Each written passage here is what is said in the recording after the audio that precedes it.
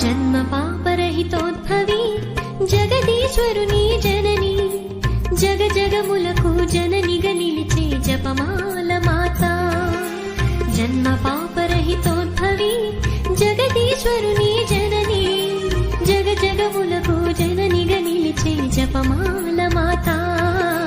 జపమాల మాత పరమ తండ్రికి ప్రియమైన బిడ్డగా పరిశుద్ధ